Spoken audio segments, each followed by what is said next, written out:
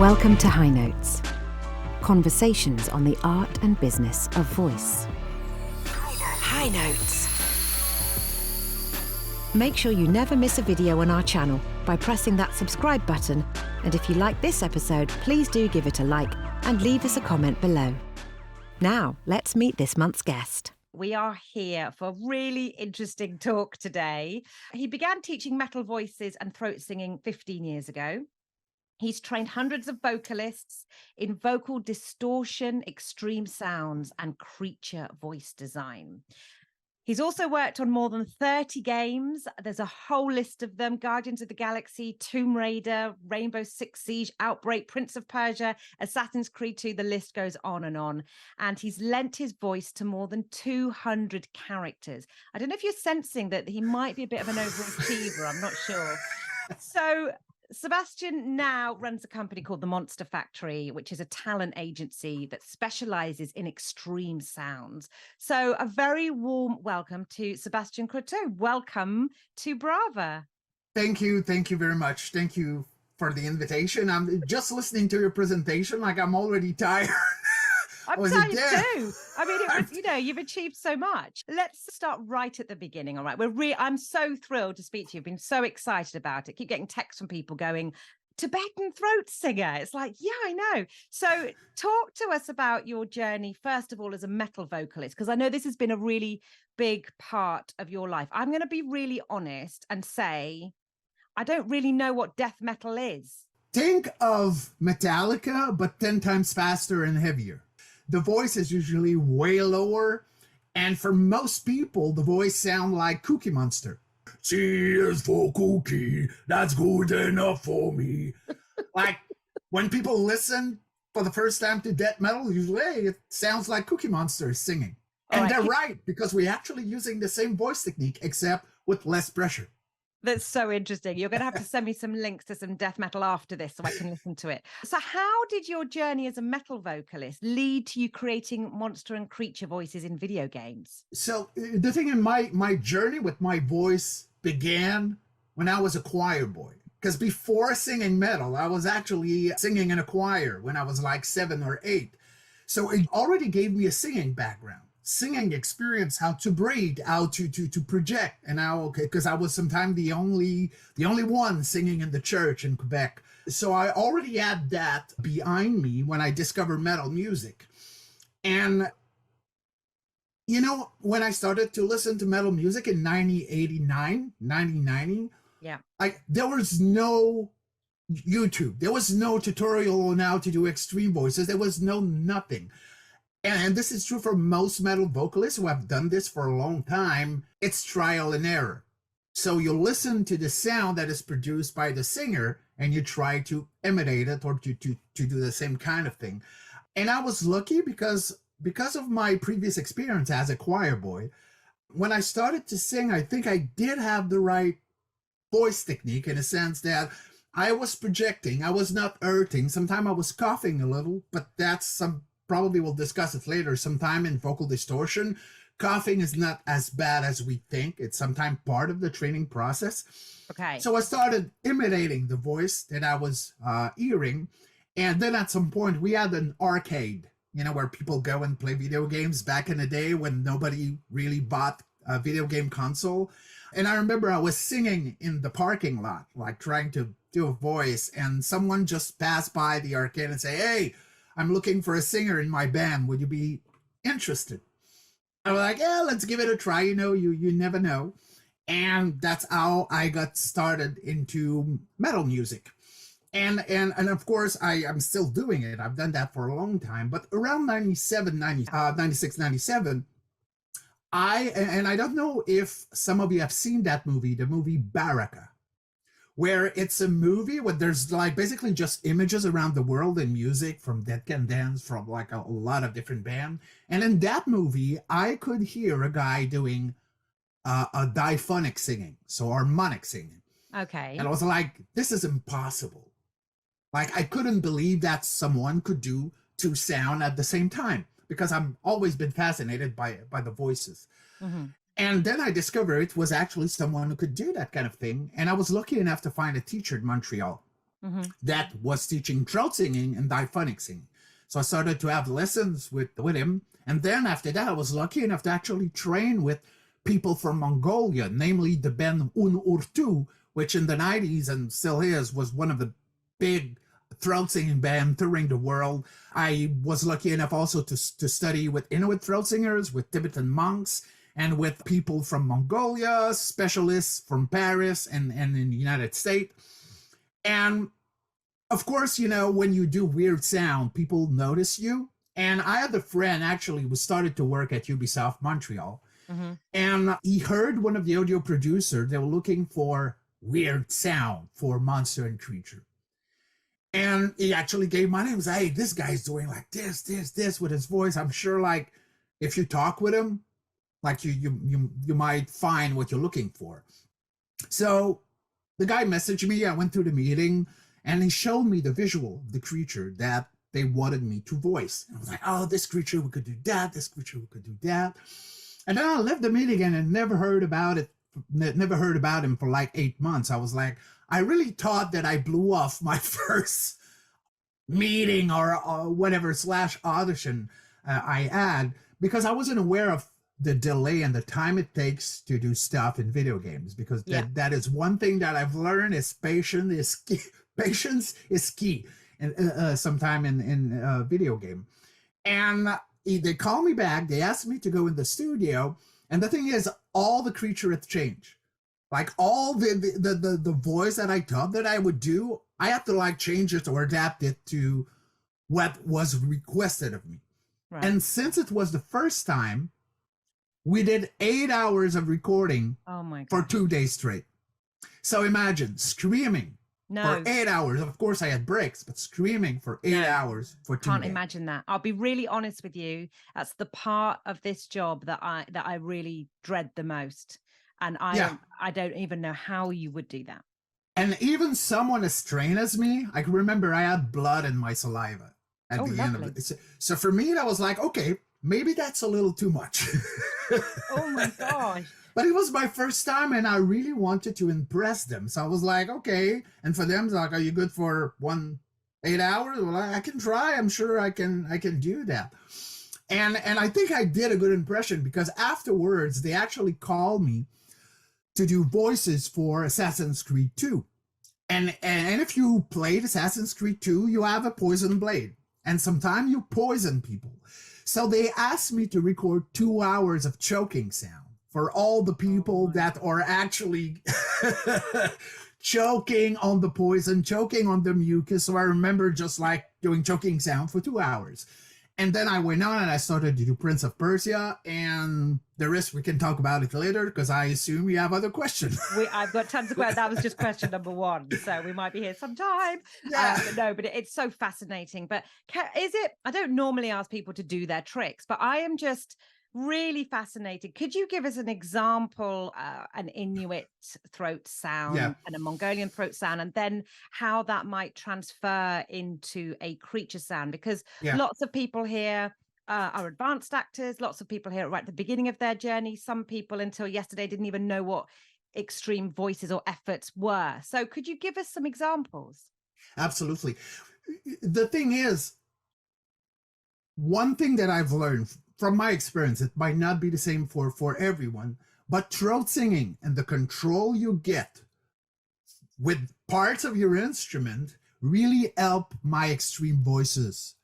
In the sense that I remember when I started to do throat singing, my metal voice just got so much better. I had so much more control on pressure level, on how I was actually able to project, on the time that I was able also to do that kind of thing. So there's tons of different styles of throat singing, but let's go with the main one, right? So there's what we call Tuvan Mongolian throat singing, which is usually higher than Tibetan throat singing being lower. So let's say that I go with Tuvan throat singing.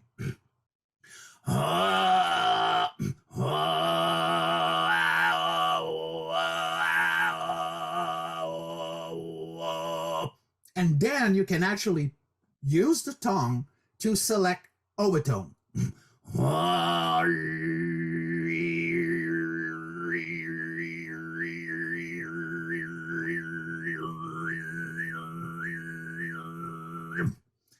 Now it sounds like a razor or it's really a lawnmower. relaxing. I can sit for an hour and listen to after the day I've had. It's very soporific. So this is closer to Tuvan Mongolian throat singer because the Tibetan style is usually way lower and less loud.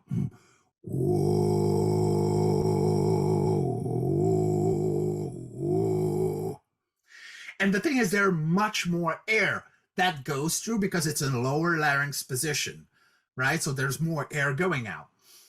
The thing with Inuit throat singing is it's not that far from both technique. Because if you listen to Inuit throat singers, sometimes they do like this. Usually there's two women, right? This is something that only women do in the Inuit culture.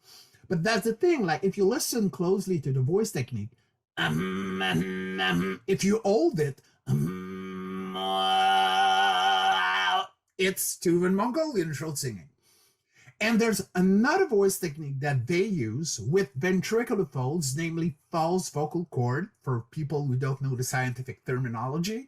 And it's...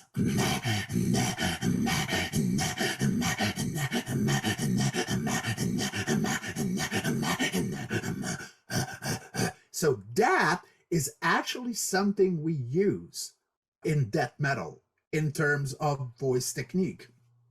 And how do I know that? It's because in 1997, I went to a ENT doctor because because vocal distortion has been a long time considered vocal abuse. Okay. Right? And it's only around 1994 or 96 that some people started to do scientific studies about him, and they started to show that we could actually control what we were doing. Because before that, like probably most every ENT doctor thought that is what vocal dysphonia, that we could do what we were doing because we had the problem with the voice. So when I went to see one of the best ENT doctors in Canada, because we were doing a research on Tibetan throat singing, I remember I was one of my other death metal vocalist friend, Marie-Hélène, which is a woman, of course, a Tibetan monks, and one Inuit throat singer. And usually it's kind of the start of a bad joke. Hey, there's a Tibetan monk and Inuit throat singers and two death metal singers going to the doctor. And we had laryngoscopic exam, but back in the days, the camera was like huge. It was not through the nose. It was something like this big that we had to put in our mouth. So I could only hold it for like 10 seconds. Okay. But what we saw in there is that what we were using to produce the distortion was the exact same thing as Tibetan throat singers, Mongolian throat singers, and Inuit throat singers. It is only that we use it a little bit differently. The vibration pattern is a little bit different, but we were using ventricular folds. So for me, that was like, wow, so we did not, like as metal vocalists, I always thought we invented something. We did not. We just took from those voice technique and did something else with it. But it's actually pretty close, because even if you look at the sound wave, when you analyze the sound waves of Tibetan throat singing and death metal voices, you can clearly see that we are producing what we call subharmonic. Now I'm going to get a little geeky, I'm sorry. And subharmonic meaning that we are able to produce a sound below the fundamental note that we're singing. Okay. Because if we go back to the sound example I was doing, most people will think that I sing low. That's not actually the case. If I take out the distortion when I do that,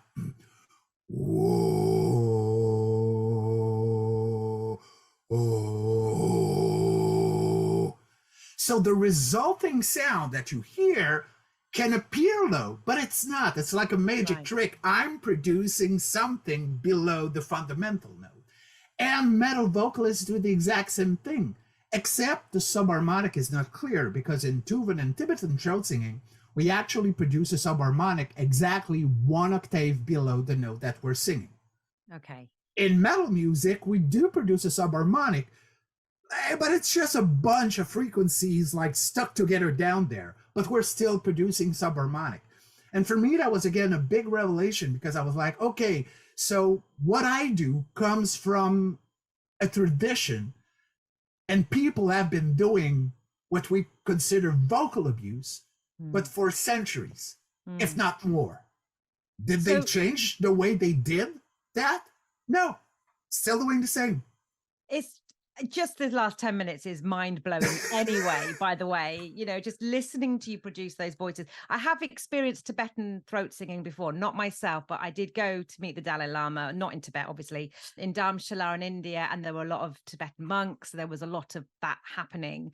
This is going to sound like a really stupid question, but is there like a pattern to the song, or is it just a chant? Is it a chant that continues on and that's it, or are there kind of patterns to it? Does that make sense? The thing is, for me, I'm mostly interested in the sound rather than the spiritual aspect of throat singing. Yeah. And because I love to explore the voice and its possibilities, and for me, like I had a band after Necrotic Mutation. We did throat singing music, and I remember we had a prayer that is used in Tuvan music that comes from Tibet, and they use that in their own music. So usually when I do that, I don't go into chanting, and I don't recite Tibetan lyrics or Tibetan prayers. I'm mostly doing it for the sound, because that sound for me, like throat singing, it's so calming. Becomes, if we go to the fact that we are all vibration. Yeah, I'm with you on that one. Right? Doing that, for me, the effect that I feel when I do that, it's like I just focus on that. There's nothing else happening. And I make my whole body vibrate in unison. And that is probably why they use that voice technique. Even there's a spiritual aspect to it. It's because it makes the body vibrate in a very specific frequency. And this is why I love it so much. But it's good. Your passion is clear. That is for sure. I'm just tell me how you've taken those sounds and moved them into creature voices. Show us some of that if you're happy to. The thing is, I was talking about the control I got from throat singing, right? Because one thing with the voice is that usually we have what I would call a monolithic approach with the voice. Like, we don't work all the parts, right? When I speak, I don't think about my larynx placement. I don't think about the opening and closing of my self-palate. I don't think about the way that my resonance chamber is placed, right? This is kind of automated, right? And the thing I love about throat singing, it enables you to control tiny parts in ways that are not usual, right? Because except when we are babies, because that's the thing, a lot of people say, well, vocal distortion is hard. And I'm always saying, like, remember, you were once a metal vocalist. And they say, why? When you were a baby, you were doing this.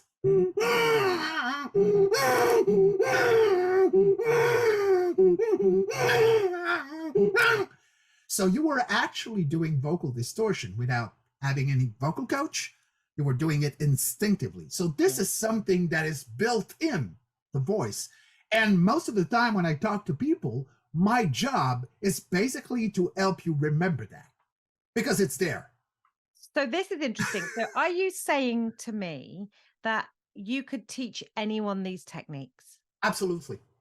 Because we all have the same parts. Of course, the sound, let's just take men and women, right? Women have a less longer larynx. It produces a tiny bit different sound, but you all have ventricular folds, you have aeroepiglottis fold, you have vocal cord, you have a resonance chamber, you have a soft palate. Like, everyone has the same part. So everyone can actually learn how to do those sounds. So let me go back to your question, because I think I've strayed, I've strayed a little bit. So by gaining control over those parts, I can try them with different pressure level. So let's just go with, let's say, Tibetan throat singing. Whoa, hello. I can actually try talking like this and do a really creepy voice. And if if you listen to the voice of the Uruk-hai in Lord of the Ring, meet us back on the menu, boy. It's actually a throat singing bass voice technique, which is ventricular false vibration, right? So that I can just have less pressure than in Tuvan and Tibetan throat singing and use that. Or I can increase the pressure from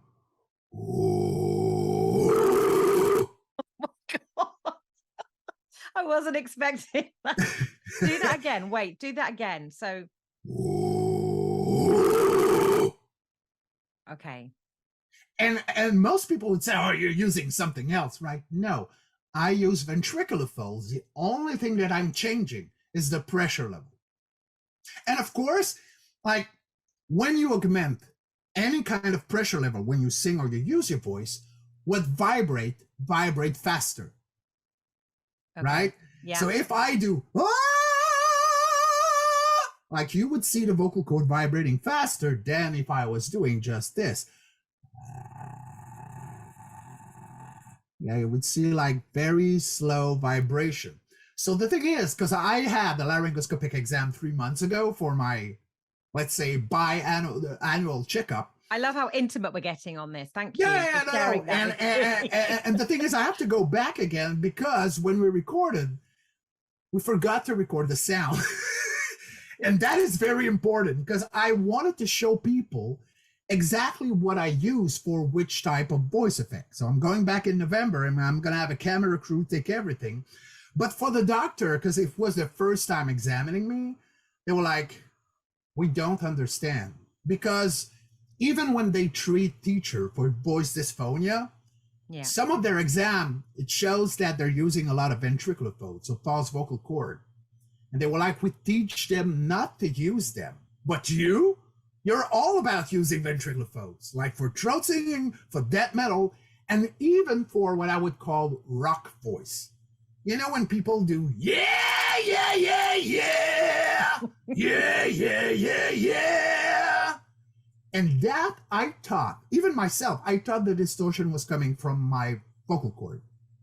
And what we saw in the laryngoscopic exam is I'm still using a lot my ventricular folds. Okay. Right? And I was like, wow, okay, so I'm using that a lot. And for them, like they were like, holy hell. So if we take, for example, Tuvan throat singing, I am a robot. I can use voice technique too. So this is another example. One type of voice that we do is called inhale voice technique, right? And this is quite different. It's another extreme voice technique, but it's actually producing sound while inhaling.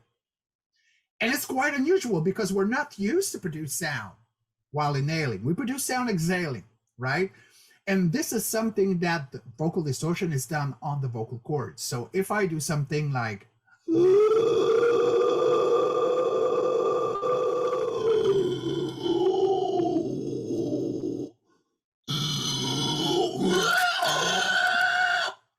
and I can produce with the different larynx placement,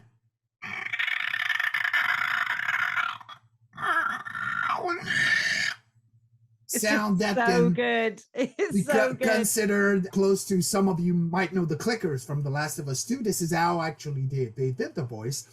Some other sound effect that we can produce, we use the uvula. You know, the little thing that is dangling back there?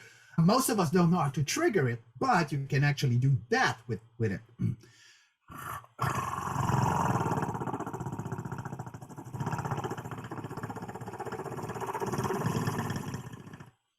And if you saw some interview with actually the voice actor who did the Predator voice from the Predator movies, Peter Cullen, this is actually what he used, uvula vibration.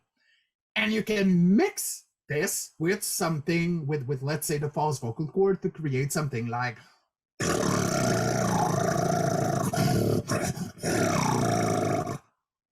voice like that.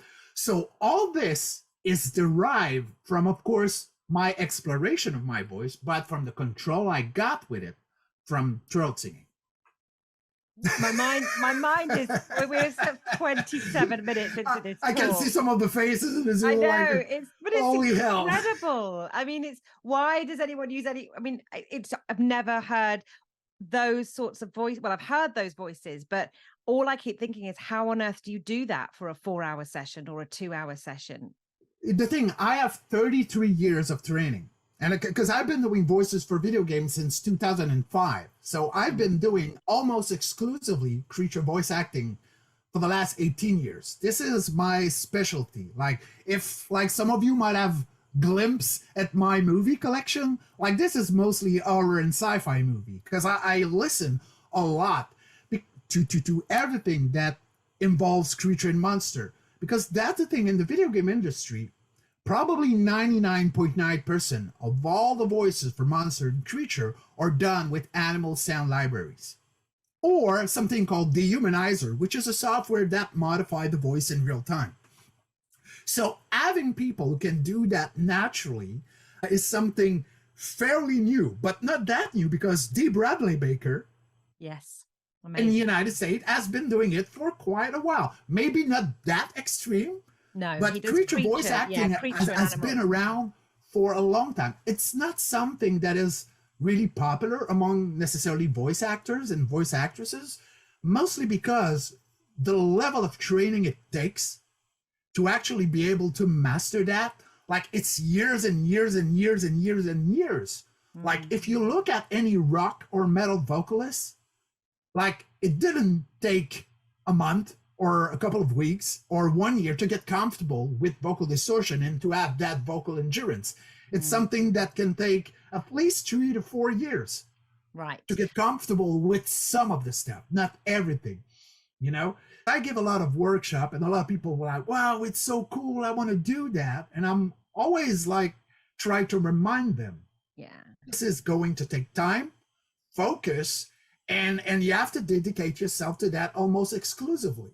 What's your advice in getting started for those of us that are already voice actors and perhaps would like to start playing around with little monster or creature sounds?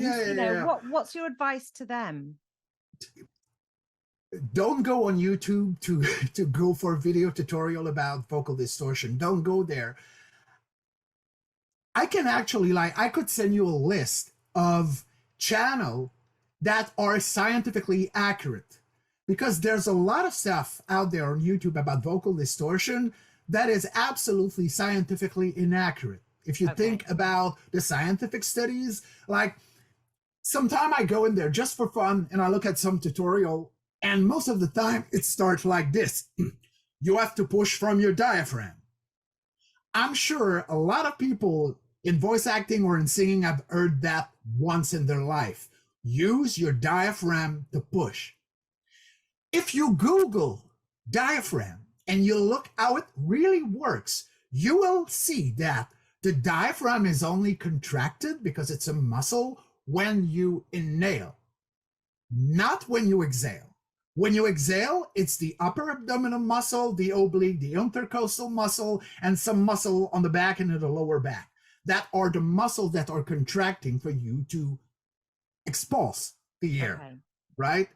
So when I see someone starting a video like this, and I know that it's scientifically inaccurate, I'm not listening to the rest of it. Because if he's wrong on something as simple and easily Googleable as breathing and the role of the diaphragm, like, no, I'm not going to listen to the rest. So there's a few channels. I'm going to give you an example. One of my good friend, Mary Zimmer, she's from the United States, Las Vegas. She has a YouTube channel called Voice Act. This one is really good and it's scientifically accurate. Another friend of mine, Aliki Katriou, she's actually has a lot of video tutorial on extreme voices. Another good friend of mine, Tony Linke, has an incredibly precise series on YouTube about rough vocal effect. And the thing is, they're so good because they know the science. And they've read all the scientific studies about rough vocal effect. Because, you know, I asked one of my friends actually to do a bibliography of all the research that has been done on rough vocal effect and extreme voices. And we've been doing research since 1996. And there has been like dozens and dozens and dozens of scientific research about raw vocal effect, but in singing. Because if you look in video game, there's only 3 scientific research about extreme voices. One research is actually saying there's not enough research. So that's one. Usually, if you look on raw vocal effect studies, there's one that has been done over the course of 14 years with 20 rock and metal vocalists, and they did all the exam plus the laryngoscopic exam to go in there and see if there's a problem.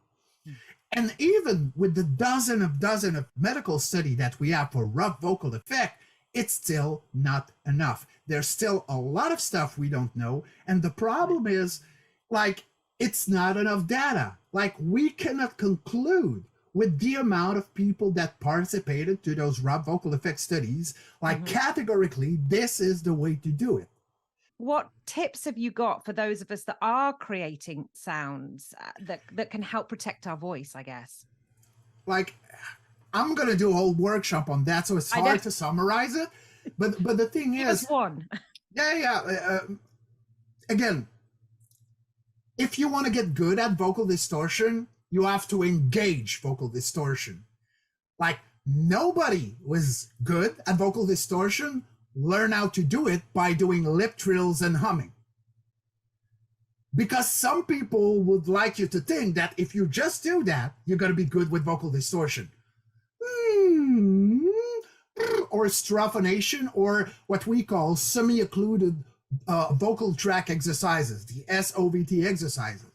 But this is not how you learn how to, like, ask any rock or metal vocalist on the surface of the planet, and if you ask them how they got good at what they do, nobody's going to answer. That's impossible. You have to start engaging vocal distortion, but there are ways to safely engage them. I'm going to give you another example. If we talk about airy epiglottis fold, not even false vocal cord or vocal cord, airy epiglottis fold is something that we can use. And you've all heard it if you listen to jazz once, when you hear Louis Armstrong. Is that the Louis Armstrong sound? Exactly. And this kind of vibration is done with airy epiglottis fold, which is another set of fold, a tiny one on the side. The problem with that is if you lower your larynx,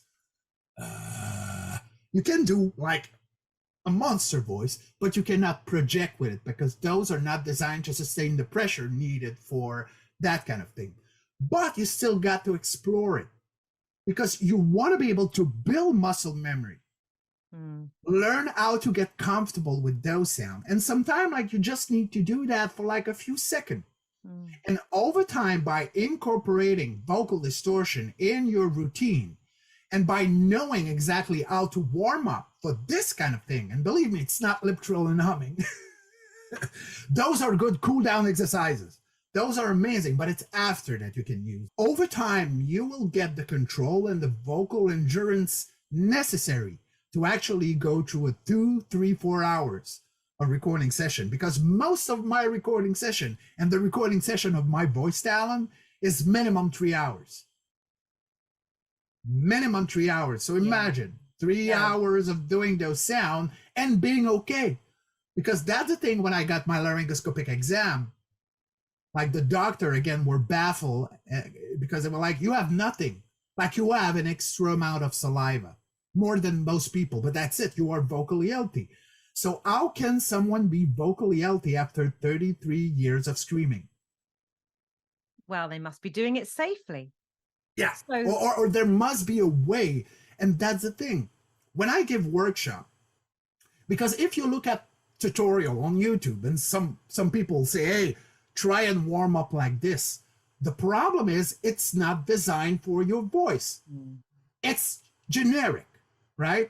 Because, and that's for me a problem I have sometimes with giving workshop and vocal coaching in general. If we never do a vocal assessment before giving warm up.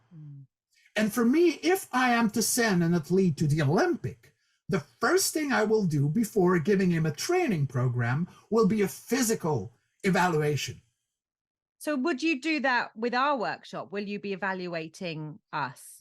Usually that's the kind of thing that I have to do one-on-one, because it takes at least 2 hours of me asking you to do certain sounds, seeing your level of control with it, seeing like a lot of different variables, because this is something that in a group setting, that is hard, absolutely hard for me to do. But most vocal coach don't offer that one-on-one. What we do is we have a little workshop, we tell you about, and I'm not saying it's a bad thing, but for me, there's something missing.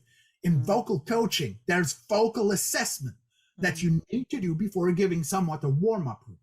This is, for me, absolutely missing from vocal coaching. I think it's really interesting. And even today with this talk, we know the workshop is going to be digging in a little bit deeper, but it's not going to be, we're all ready to start and go off and do these incredible monster and creature sounds. Could you tell us more about the inception of the Monster Factory? What drove you to take these wonderful talents that you found you had and got booked in a car park, which is the best bit of the story, to creating the Monster Factory? Tell us about that journey. Actually, it was what I would call a happy accident. It's because over time, when I started to do voices, at some point, video game company asked me, hey, do you have any friends? And of course, doing metal music, we don't have friends, right? We are lonely in our basement. No, I'm joking. Like, of course, I have tons of other metal vocalists, men and women, that I know in Montreal. I was like, yeah, I know a few. Like, you need female voices, you need male voices. What are you looking for specifically? And then gradually, we started to get more people involved in that. Until 2018, I was like, because when I started, I had a contract every 2 years. And then after a couple of years, it was one contract every year. And before it became something that triggered something in my mind, I was like, hey, maybe I should create a company out of this, right? It took a long time. It took actually 15 years, something like that, before I realized this could be potentially a niche market for some of us. And when I say some of us, it's mostly people who are proficient at vocal distortion, mostly metal vocalists, right? A lot of other people are good at it, but their level of endurance with that kind of stuff and the way they can actually do that. And of course, I'm not saying if you're a metal vocalist, you're a voice actor.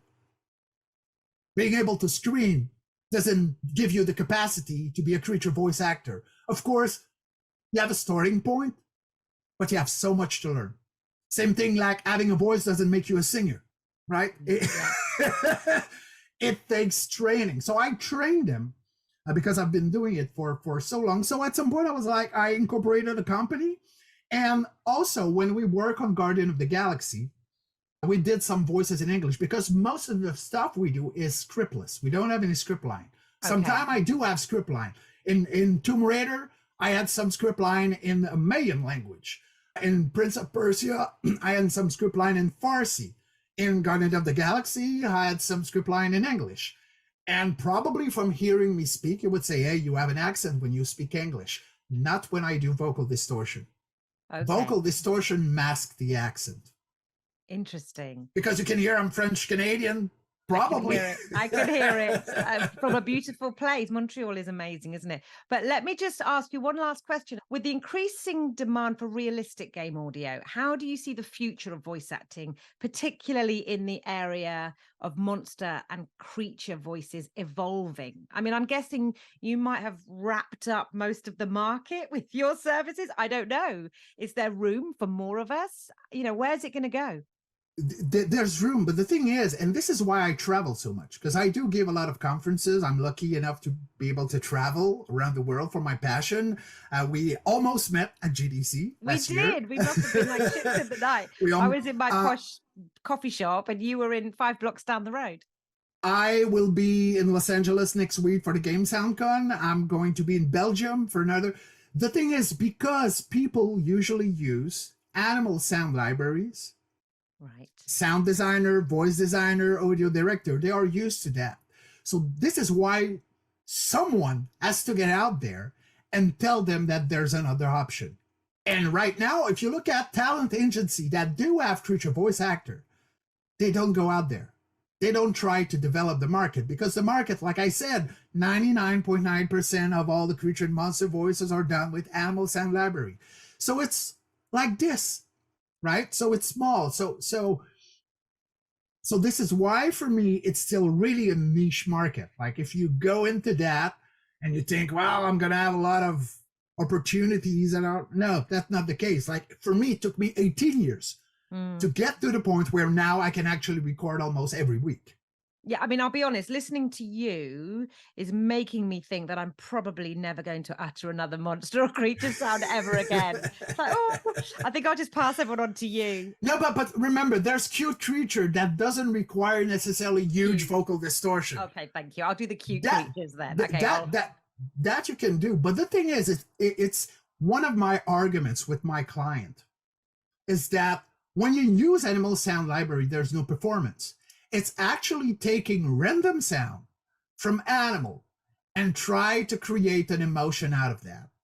Show us. Can you show us? Say I need a humanoid emotion, right? Okay. And that's the problem, because you all know, as being voice actors and actresses, that intent is a huge part of what we do. And we don't know the intent behind the sound of those animals. It could be so random as, hey, I'm a pig, I'm happy, and I'm just rolling in, in my own shit. I'm sorry to say it like this. Or I'm a bear and I'm scratching my back. Or the thing is, you cannot create sadness, fear, anger with just a mix-up of random intent. For me, it doesn't work. So first, there's a performance that we can do that animal sound libraries cannot. For sound designers who work with animal sound libraries, sometimes it takes months to create the same voice effect that they can naturally do. So I usually tell them, you're going to save time, and time is money, because all the time you will spend creating those sounds, I can do them like this. Right. And I can do voice match on cutscenes and video animation like this. After that, if you want to play with it, put a monkey with my voice, I don't know, whatever, layered a goat. It happened once, they layered a goat with some of the goat sound that I did for a video game, but we saved them time. So again, it's still a niche market. It will stay a niche market for a long time, because right now I'm the only one getting out there to try and convince a director to, hey, see, there's a new option. There's another option. Simon has asked a really interesting and brilliant question. Really interested to know how long it takes you to warm up to give an extreme voicing performance. Yep. And if you have a favorite voice warm-up technique you could share with us, please. So I do take 20 to 30 minutes of warm-up exercises, mostly because what I do with my voice require a level of sensibility and control. So I need to make sure every little part are actually going to be able to work together, right?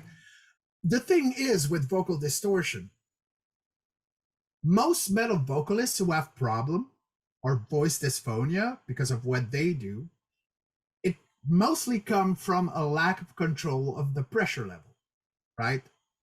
Because for everything that vibrates, you have to have a really precise amount of pressure apply, right? It's all about pressure and vibration. And most people neglect that. So for me, one of the things that I do the most, out of 30 minutes of warm-up exercises, I do 15 minutes of breathing exercises. Right. Because I want to make sure all the muscle, because the thing with extreme voices, it's another level of muscular contraction. Because if you don't have a proper muscular contraction, or if your muscle get tired, you won't be able to generate the precise amount of pressure you need to sustain the rough vocal effect, right? So for me, I spend a lot of time doing that.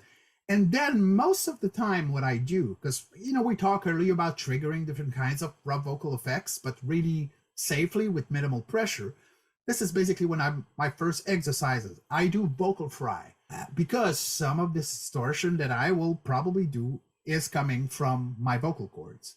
Then I do some, and so for some people who have a hard time triggering false vocal cord, when you listen to someone like me who is way boring and you're like, you're not boring. And you do like a sigh like this sound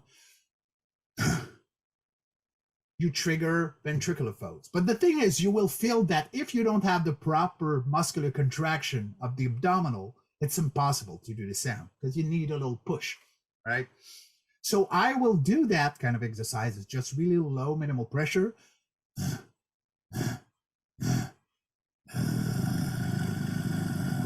Then I will try to hold it as much as possible. Because that's the thing with extreme voices. Like we talked about a Tuvan and Mongolian throat singing and Tibetan throat singing. If you look at the vibration pattern of the ventricular folds, it's a synchronized vibration pattern. If you look at the vibration pattern from extreme voices, it's what we could call a periodical vibration pattern or unsynchronized vibration pattern. So this is why when I actually try and warm up for extreme voices, I have to practice and do all the unsynchronized vibration pattern I can do. So that, and then also one of the exercises that I do when I want to warm up for a louder sound, I do an exercise that I call the gorilla. You know, when gorilla, they get angry, they start really low.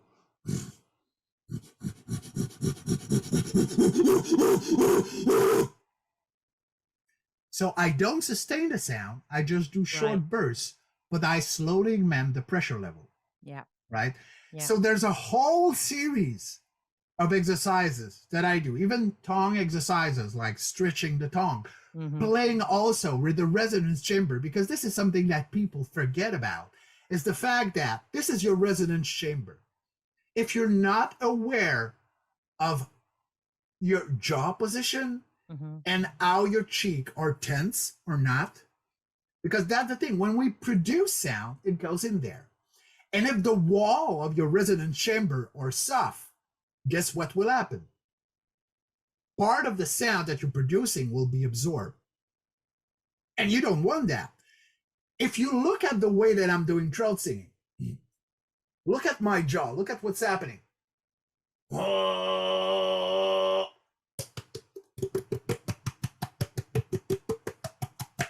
Every time, whatever voice taking I'm doing, my cheek are tense. Why?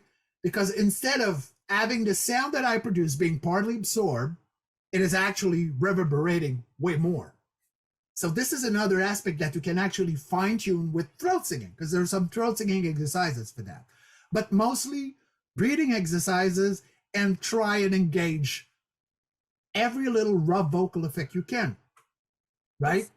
My mind is honestly, I've just got so much kind of whizzing around in it. But I'm really interested to know, you know, when you do the workshop for us, we will be working, I'm assuming, on just the very, very baby steps. And I should say to everybody here tonight that this is honestly really advanced and extreme part of voice acting. So for those of you that are relatively new, please don't think that you have to master this in a year. No. It's a completely separate thing, but it's still fascinating and interesting. And for us, if we could just take 1% away from you of, you know, a few techniques or some understanding about how to look after our voices when we're in sessions with clients.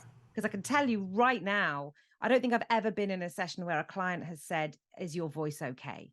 The client had said, we'll leave your stuff till the end and then you have to do them anyway. You know, there's nothing. So if you can take 1% away from this, then that's maybe the aim. And just so you know, I'm actually teaching in the National Institute of Sound and Image in Montreal, which is a huge educational institution. And I'm actually teaching 3 things: emote, environmental sound, how to do them properly and how to be able to produce good variation, because that's something in video games that is absolutely necessary. I do teach vocal distortion and warm-up, and I do teach creature and monster sound to voice talent who don't have any experience in creature and monster sound. So I'm really prudent in the way that I'm working, especially with people whose job is directly linked with their voice. Because this is something like I'm teaching the same thing when I'm teaching a metal enthusiast how to like scream like his favorite singer, right? I'm teaching the exact same thing. But with voice talent that are into voice acting, like I have to give a lot more explanation, because their fear of hurting their voice necessitate me explaining it a little bit more. Then just some people just want to do like this. Like there's some people, but you work with your voice. So I can understand all the fear and insecurity that you can get from, hey, it's going to show me how to do vocal distortion. I'm really careful about the way I teach stuff, especially because I know that you are using your voice as a source of revenue, right? Well, listen, we are coming up to time now, and it would be so easy to overrun. I've got so many questions to ask you, but we could chat another 2 hours. I know. Well, we always talk quite a lot in the sessions we've had already. But listen, honestly, it was such an incredible, fascinating insight into your world, into making those sounds. It's blown my mind for sure. We will see you again in January. To Absolutely. That came tonight, thank you. I really hope you've enjoyed it. Please don't go away thinking you have to master this. This was just a really informative, interesting session. Like I said at the beginning, you were once, every one of you was a metal vocalist at birth. You can all do vocal distortion without anyone teaching you. You already did. And like I said, my job is to help you remember that. So this is I feel that's that such a brilliant can challenge, because I just feel like I want to get in a room now and start getting everyone in and start playing, right? And that's what we need to do. We need to play and not take everything really seriously and think we've always got to be delivering. Very rapidly, the thing with vocal distortion is that as an adult, the way we experience vocal distortion is usually linked to negative emotion or experience. When we're coughing, we're triggering false vocal cord. So we're sick. When we're vomiting, yes, we're triggering false vocal cord. So we're sick. When we're angry, we're triggering vocal cord distortion. When we have pain, we're triggering vocal cord distortion. So as an adult, every form of vocal distortion is linked to a negative experience. And what you just said, playing with it, deprogramming the brain from its perception of vocal distortion is something that takes quite a while. But playing, like for me, I always have like what I call the 3C: comfort, control, and cookie. Now you're all gonna laugh. Why cookie? It's because you have to enjoy when you're doing that. You really do have to enjoy it to kind of reverse the perception of the brain towards vocal distortion. Undoing all those patterns. We're going into therapy now, guys. But listen, you know that we could talk about this forever. Thank you so much for coming, everyone. It's always Thank you for having me. Thank you for having me. You've been listening to High Notes, a podcast on the art and business of voice. Thanks for joining us on this episode of High Notes. Check out the episode description below for more information. And to find out more about our work at Brava and get info and tips, subscribe to our newsletter. The link is also below. Join us next time for more insights into the world of voice.